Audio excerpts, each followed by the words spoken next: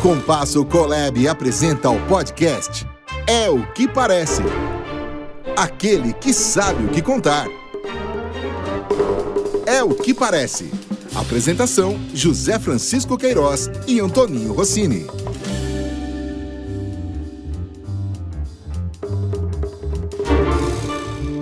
Olá pessoal, retomamos mais um capítulo do É o que Parece, aquele que sabe o que contar.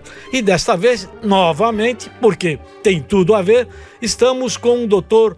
Paulo Gomes de Oliveira Filho, o Dr. Paulo, o nosso Dr. Paulo, para falar a respeito do mercado publicitário, das coisas novas, das coisas antigas e tudo aquilo que pode enriquecer o nosso repertório, o repertório daquelas pessoas que acompanham a indústria da comunicação, por admiração, por profissão, enfim, por tudo aquilo que o negócio da comunicação pode representar para cada um. Zé Francisco, a palavra está com você. Obrigado, Paulo. Segura aí. Você deu um belo repasse contando as histórias lá de quando você começou através do sindicato e de momentos importantes vividos, dessa formação de uma legislação, de uma regulamentação do negócio da publicidade.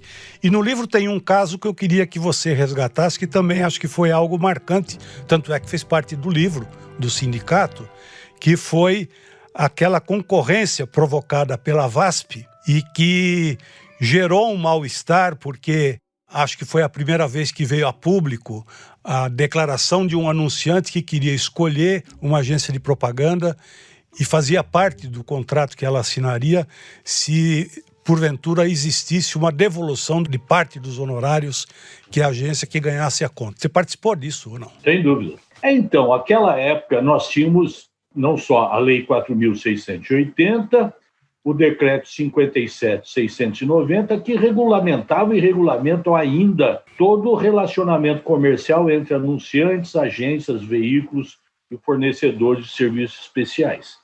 E também tínhamos como já incorporado ao sistema legal as padrão da atividade publicitária, que não são as de hoje, são as de ontem. E essas de ontem, que é existentes, elas eram incorporadas à lei, ou seja, elas eram obrigadas a serem cumpridas. E uma das disposições dela, exatamente que a remuneração da agência, o principal era através da remuneração de mídia, o chamado desconto de agência, que era e continua sendo pago às agências pelos veículos de comunicação, de 20%. E lá já estabelecia que essa forma de remuneração não poderia ser repassado de nenhuma forma aos seus clientes anunciantes pela agência. Então, isso era lei. Dentro da lei também, das mesmas normas padrão, se estabelecia lá que, pela criação publicitária interna, a agência era remunerada com base na tabela de custos internos dos sindicatos das agências de propaganda de sua base territorial. E mais, que a agência era remunerada em 15% sobre a produção externa de serviços especiais. Por exemplo, a agência cria o roteiro, indica uma produtora que vai desenvolver a produção com base no roteiro da agência. E a agência faz todo o acompanhamento supervisionando a produção. Por isso que ela ganha, e ganhava naquela época, hoje raramente ganha isso, 15% sobre essa produção. Isso era pago pelos clientes anunciantes. Tá? Mas a remuneração principal das agências sempre foi pelo desconto de agência pagos pelos veículos de comunicação. Muito bem. Naquela época, a VASP tinha acabado de ser privatizada e foi comprada pelo grupo Canhedo. E o Canhedo, o primeiro ato que ele fez foi realizar uma concorrência privada, onde estabelecia como conditio sine qua non que a agência vencedora deveria não só reduzir a sua remuneração de custos internos e honorários sobre produção externa, mas principalmente deveria repassar parte do desconto de agência a ela VASP, né? O que era proibido por lei pelas normas padrão, que estavam incorporadas na lei. Muito bem. Com isso, o que caracterizou é que a VASP, através do Canhedo, queria desatender uma lei uma disposição legal, o que é proibido, evidentemente. Você não pode dizer, não, a lei aqui não se aplica, vai se aplicar o que eu entendo como obrigatório para mim. Não, não pode. Não, ninguém pode dizer que uma determinada lei não se aplica a ele. Então, em função disso, o Luiz Celso Piratininga, o nosso querido Pira, ele me contratou, e foi nesse instante que eu entrei na BAP, para entrar com uma medida judicial contra a VASP, para impedir que essa concorrência fosse realizada, porque determinava como condício sine qua non que a lei fosse desatendida.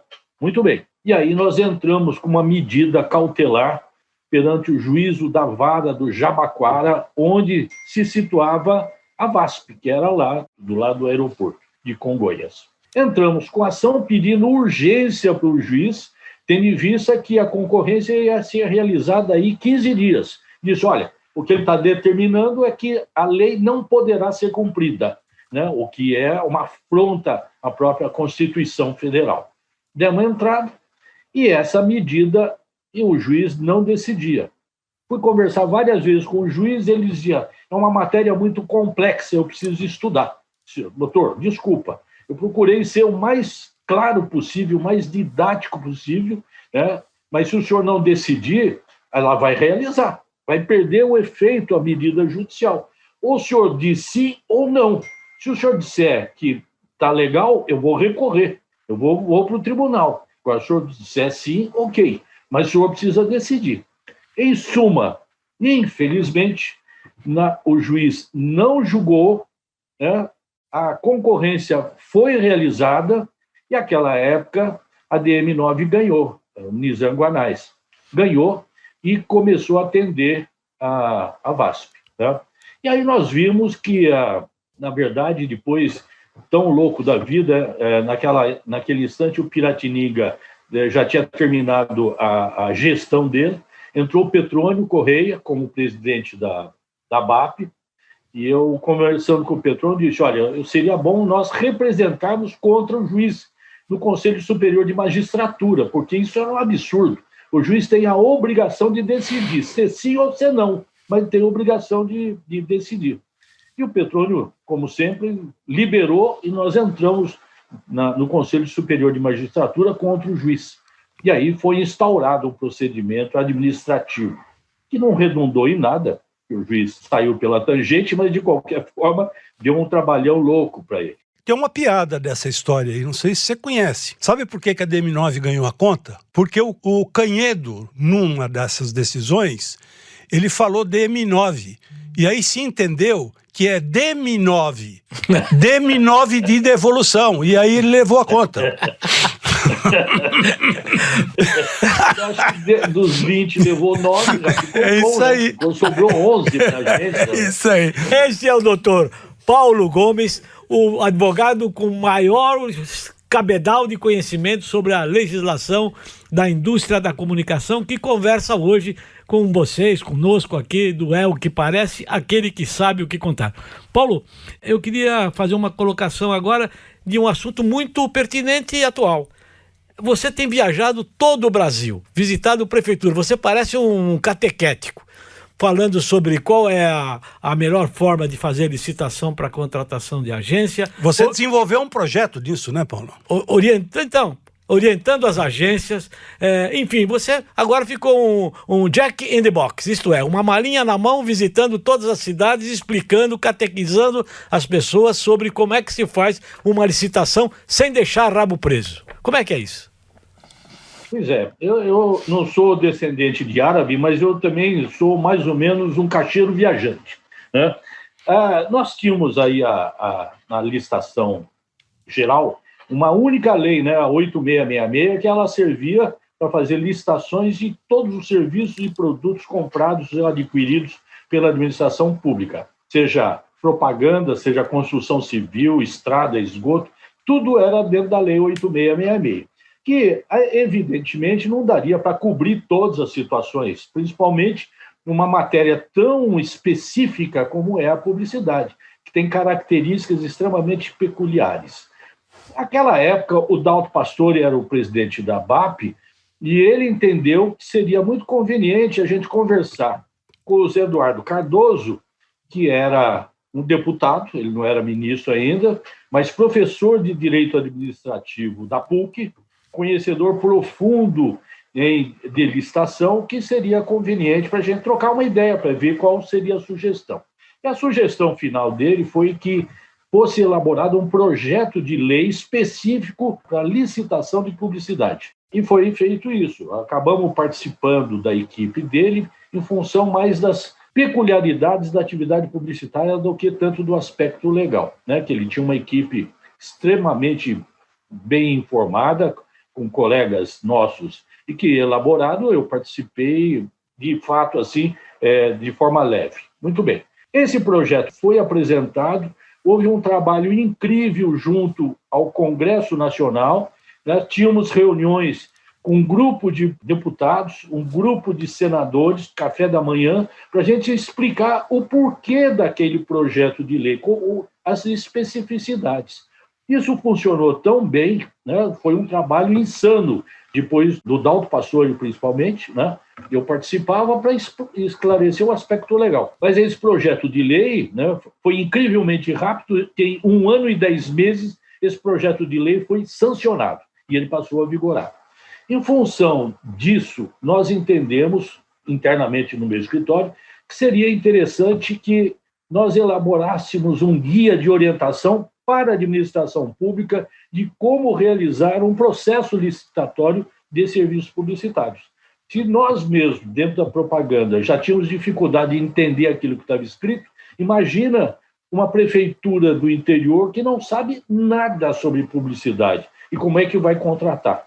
Então, nós entendemos que seria muito conveniente a gente elaborar um guia de orientação, né? Eu lembro que o Décio Vômero, que era o nosso diretor executivo na BAP, quando eu apresentei para ele o estudo desse guia, ele falou, olha, eu acho que está ótimo, mas isso não serve para pequenas prefeituras, que não sabem, não vão entender nada. Você tem que diminuir o nível da linguagem, o nível de pré-mobral recuperação, para todo mundo entender exatamente o que está sendo colocado.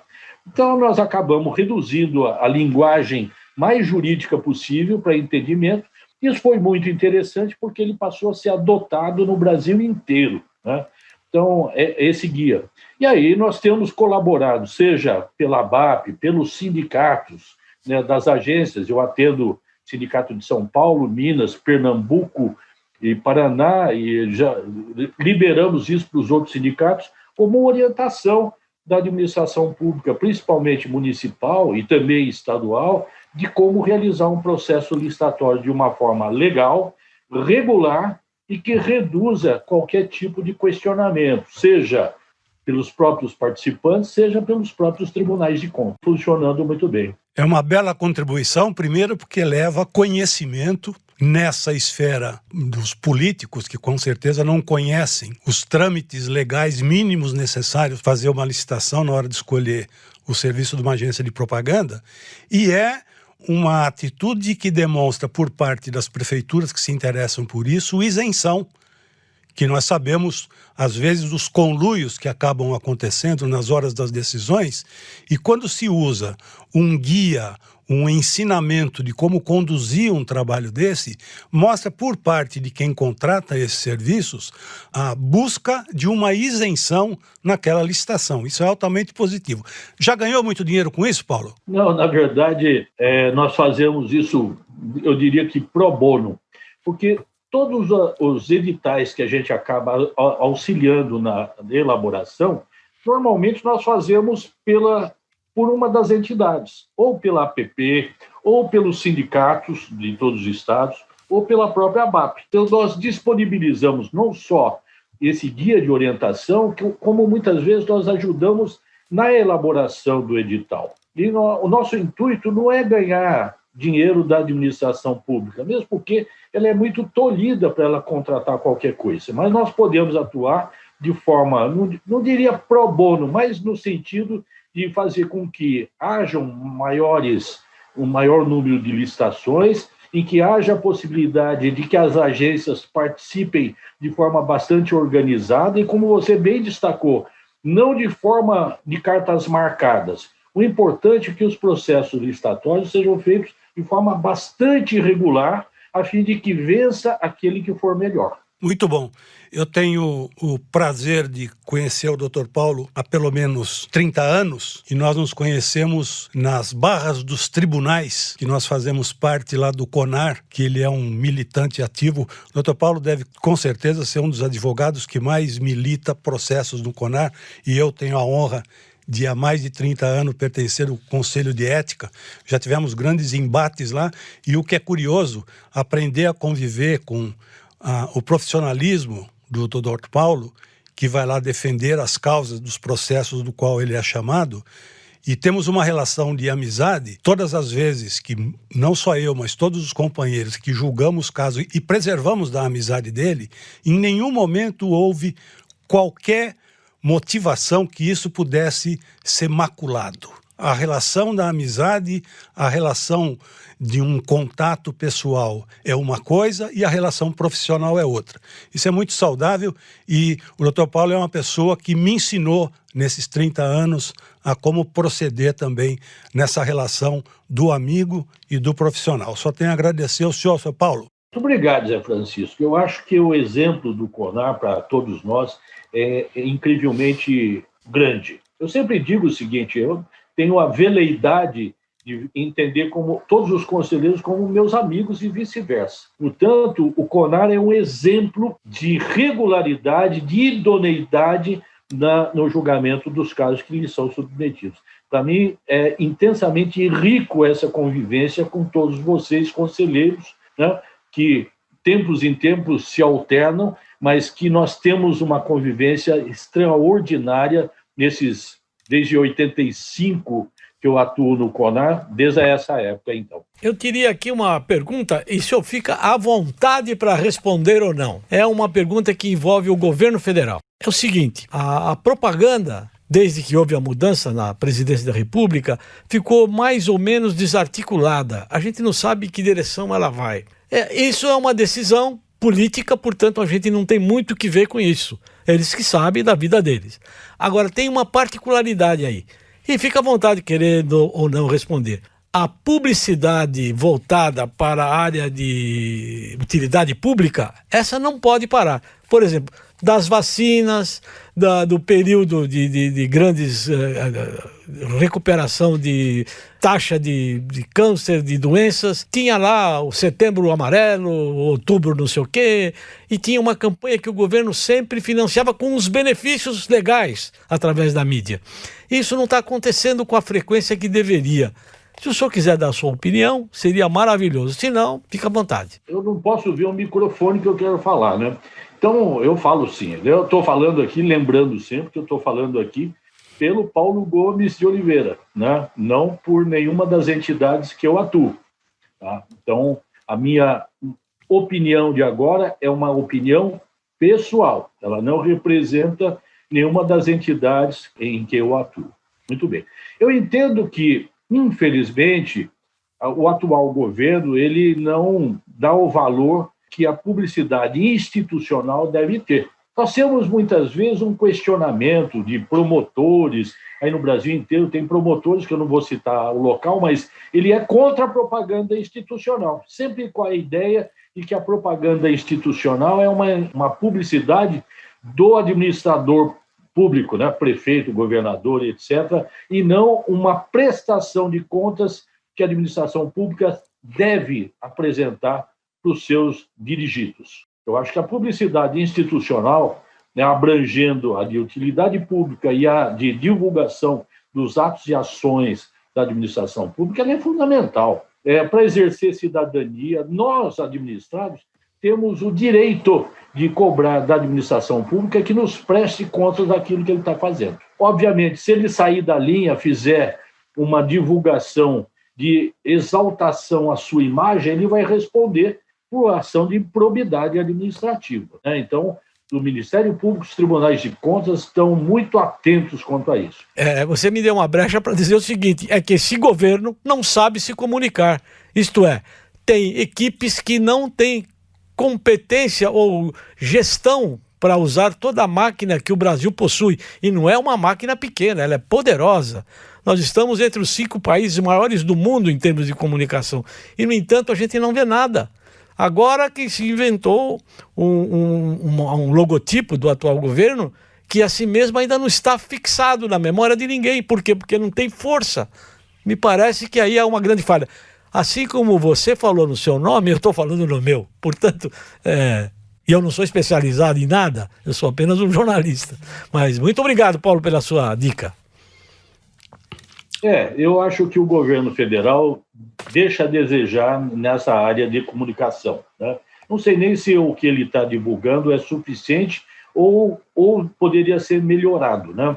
Claro que você tem que se valer de profissionais competentes para você orientar e prestar contas da administração, da administração pública à população, né? Utilizando, inclusive, os melhores meios, né? Não ocultando dos seus administrados. Exatamente. Que ele vem fazendo. Exatamente isso. Pois é, Paulo, estamos chegando ao final de mais um episódio do É o que Parece, aquele que sabe o que contar. Que, para mim, salvo o melhor juízo, e do Zé Francisco também, acho, nós fizemos um belíssimo trabalho que dá tranquilidade profissional para a gente de passar essas informações para os nossos ouvintes, nossos seguidores. Da minha parte, eu te agradeço profundamente e quero de novo estar nas suas pescarias, hein? Com certeza, Rossini, nas nossas pescarias você estará sempre. Eu quero também agradecer a você e ao Zé Francisco essa oportunidade maravilhosa de poder participar desse podcast com vocês, né? É uma honra para mim. Muito obrigado, Dr. Paulo Gomes. Foi um prazer enorme. Atingimos o objetivo daquilo que nós queríamos discutir, apresentar. Um assunto, às vezes, um pouco árido, essa coisa de falar da lei, da legislação, dos trabalhos legais voltados à publicidade, mas que são importantes, porque dizia sempre para os meus filhos, quando eles eram menores, quando eles se queixavam de alguma coisa que faltava em casa, eu dizia assim: vocês estão se queixando do buraco do asfalto, é que vocês não viram como foi feita a estrada. Por isso que é importante registrar como é feita a estrada antes de nós começarmos a registrar e se queixar do buraco no asfalto. Estamos aqui terminando mais uma vez, agradecendo a Compasso e esperamos em breve estar aqui para poder está falando que é o que parece. E você faltou com a frase do dia. A frase do dia. A frase do dia eu tirei que eu acho que é típica da função de um advogado, que é o Dr. Paulo. O advogado tem aquele dom de achar saídas. E eu busquei essa frase aí, lembrando do Dr. Paulo, que diz a solução. Se você quer repartir 11 batatas para 7 pessoas, faça um purê de batatas. Ótimo. É isso, Paulo. Muito obrigado. Pessoal, muito obrigado. Compasso Colab apresenta o podcast É o que Parece. Aquele que sabe o que contar. É o que Parece. Apresentação: José Francisco Queiroz e Antoninho Rossini.